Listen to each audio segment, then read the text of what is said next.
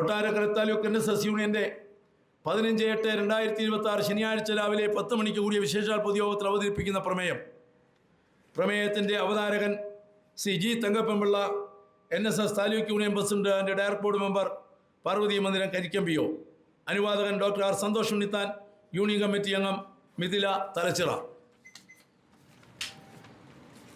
Nair service society എന്ന മഹാപ്രസ്ഥാനത്തെയും ആരാധ്യനായ ബഹു NSS general secretary G Sukumaran Nair അവരുടെയും പൊതുസമൂഹത്തിൻ്റെ മുമ്പിൽ പരസ്യമായി ആക്ഷേപിക്കുകയും അവഹേളിക്കുകയും ചെയ്ത KB ഗണേഷ് കുമാറിനോടുള്ള ശക്തമായ പ്രതിഷേധം ഒരു പ്രമേയമായി കൊട്ടാരക്കര താലൂക്ക് NSS യൂണിയന് വേണ്ടി അവതരിപ്പിച്ചുകൊള്ളുന്നു. നായർ സർവീസ് സൊസൈറ്റി എന്ന ഈ പ്രസ്ഥാനത്തിൻ്റെ തണലിലും പിന്തുണയിലും അധികാര സ്ഥാനങ്ങളിലെത്തി സർവവും നേടിയ കേരളത്തിലെ ഒരു കുടുംബം ശ്രീമാൻ R ബാലകൃഷ്ണപിള്ളയുടെ കുടുംബമാണ് എന്ന് നിസ്സംശയം പറയാൻ കഴിയും. അഴിമതി നടത്തിയതിൻ്റെ പേരിൽ ശിക്ഷിക്കപ്പെട്ട ശ്രീ R ബാലകൃഷ്ണപിള്ളയ്ക്ക് ജയിലിൽ കിടക്കേണ്ടി വന്നപ്പോൾ മതിയായ രീതിയിൽ ആഹാരം പോലും നിഷേധിക്കപ്പെട്ട സന്ദർഭത്തിൽ ഇന്നത്തെ NSS general secretary G Sukumaran Nair അവരുടെ ഇടപെടലാണ് മേപ്പിടിയാൻ ആശ്വാസമായത് എന്നതുകൂടി ഓർക്കണം. തത്സമയം അദ്ദേഹത്തിൻ്റെ മകനെന്ന് അവകാശപ്പെടുന്ന KB ഗണേഷ് കുമാർ എവിടെയായിരുന്നു എന്ന് പൊതുസമൂഹം മറന്നിട്ടില്ല. ഒരു പിതാവിൻ്റെയും മകൻ്റെയും പരസ്പരമുള്ള ചെയ്തികൾ എന്തായിരുന്നു എന്നും പൊതുസമൂഹത്തിന് ബോധ്യമുള്ളതാണ്. കഴിഞ്ഞ 25 വർഷം MLA ആയതും മന്ത്രിയായതും തൻ്റെ പ്രാഗൽഭ്യം കൊണ്ടാണ് എന്ന് വിശ്വസിച്ച് മൗഢ്യമായിരുന്നു എന്ന് കാലം തെളിയിച്ചിട്ടും എന്തേ KB ഗണേഷ് കുമാറിന് മാത്രം മനസ്സിലാകുന്നില്ല? മനുഷ്യന് ഭ്രാന്ത് പിടിച്ചാൽ ചങ്ങലയ്ക്കിടാം, ചങ്ങലയ്ക്ക് ഭ്രാന്ത് പിടിച്ചാൽ നമുക്ക് എന്ത് ചെയ്യാൻ കഴിയും?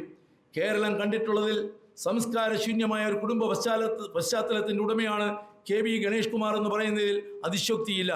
UDF ഭരണകാലത്ത് അച്ഛന് മന്ത്രിസ്ഥാനം നഷ്ടപ്പെട്ടപ്പോൾ മകന് മന്ത്രിസ്ഥാനം നൽകുന്നതിൽ വിമുഖത കാണിച്ച R ബാലകൃഷ്ണപിള്ളയെ അനുനയിപ്പിച്ച് പ്രധാന വകുപ്പ് നൽകി മന്ത്രിയാക്കിയതും ബഹുമാന്യനായ ഇന്നത്തെ ജനറൽ സെക്രട്ടറി ആർജവത്തോടുകൂടി നടത്തിയ ഇടപെടലാണ് എന്നത് കൃത്യമായി അറിയാവുന്നവരാണ് കൊട്ടാരക്കര താലൂക്കിൽപ്പെട്ട നായർ സമുദായ അംഗങ്ങൾ.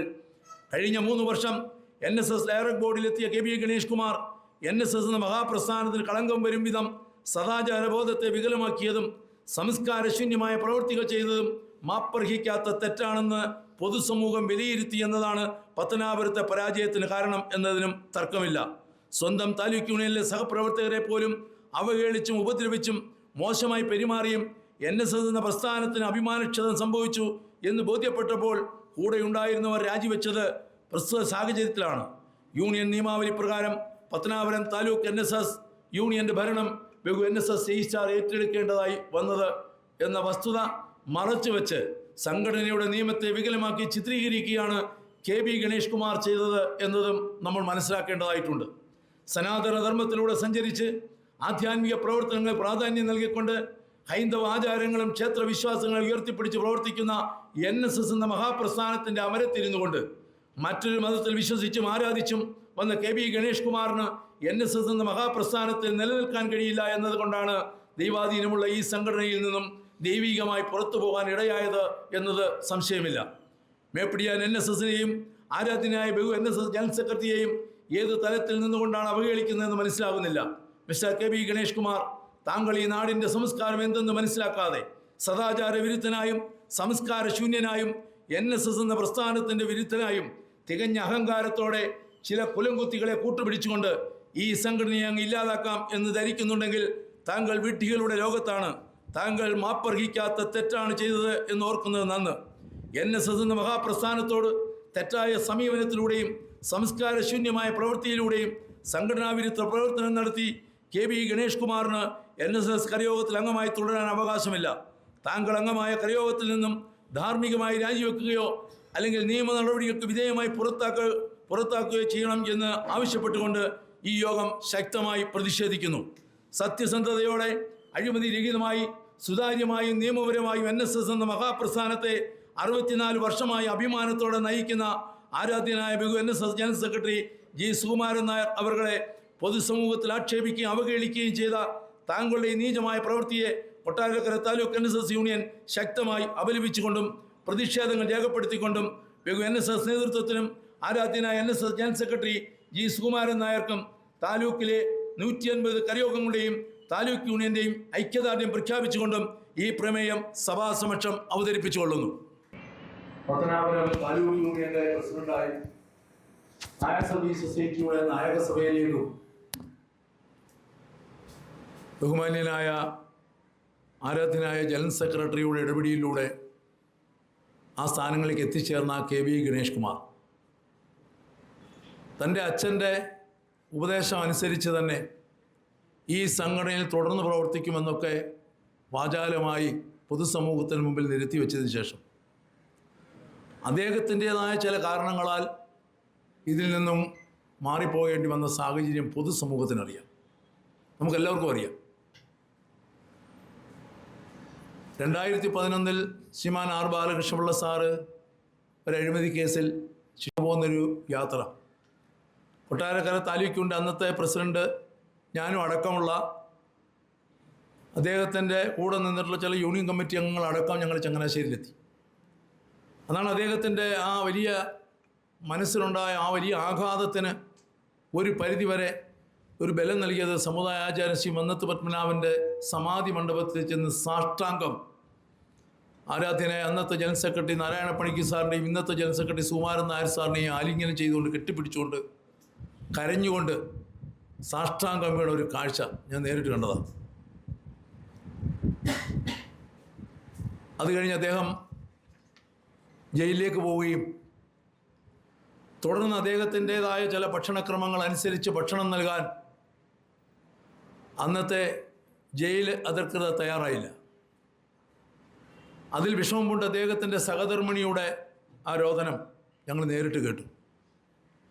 തുടർന്ന് പിറ്റേ ദിവസം ആരാധ്യനായ ഇന്നത്തെ general secretary G Sukumaran Nair സാറിനെ ചെന്ന് ഞങ്ങൾ കണ്ടിട്ട് പറഞ്ഞു, സാർ അദ്ദേഹത്തിൻ്റെ അവസ്ഥ വളരെ പരിതാപകരമാണ്.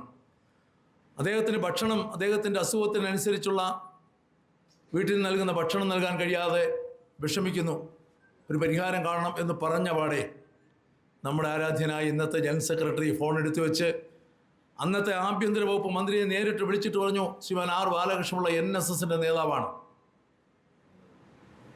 നിങ്ങൾ അദ്ദേഹത്തോടൊരു ജയിൽ പുള്ളിയോട് കാണിക്കുന്ന പെരുമാറ്റവും സമീപനവും അരുത്. അദ്ദേഹത്തിൻ്റെ ചില അസുഖങ്ങളുണ്ട്, അതനുസരിച്ചുള്ള ഭക്ഷണം കഴിക്കാനുള്ള അവസരം നിങ്ങൾ നൽകണം.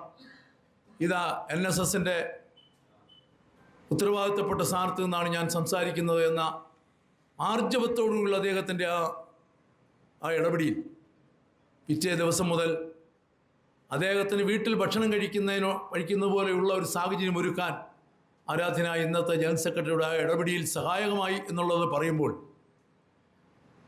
അന്ന് ഈ മകനെന്ന് അവകാശപ്പെടുന്ന കെ.ബി. ഗണേഷ് കുമാറിൻ്റെ സാന്നിധ്യമോ ഇടപെടിയിലോ അന്നുണ്ടായില്ല എന്നുള്ളതും എടുത്തു പറയേണ്ട ഒരു കാര്യമാണ്.